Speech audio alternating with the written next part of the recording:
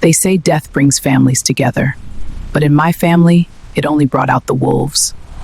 My brother David hadn't whispered a word to our mother in 10 years, but the second the dirt hit her casket, he wasn't looking at the grave, he was looking at her house. And what he did next? For a decade, I was Mom's hands, her legs, and her memory. I watched my youth fade in this kitchen while David lived his high life in the city. He sent cards, but never a check. He sent love, but never a hand to help. I was the good daughter, the one who stayed. And I thought that meant something. I was wrong.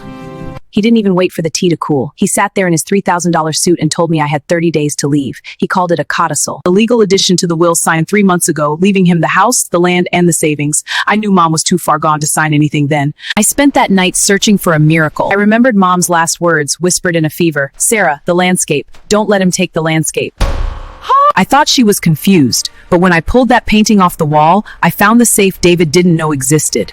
My heart was hammering against my ribs as I turned the dial. Inside wasn't gold. It was a USB drive and a handwritten note. David showed up the next morning with a moving truck. I didn't say a word. I just hit play on my laptop. It was a video Mom had recorded with her lawyer, 2 weeks before she passed.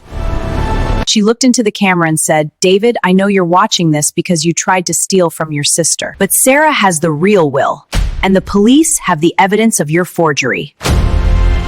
The color drained from his face so fast I thought he'd faint.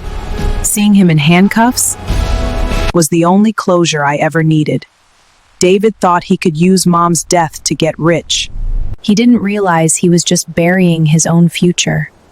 Because as I always say, death brings families together.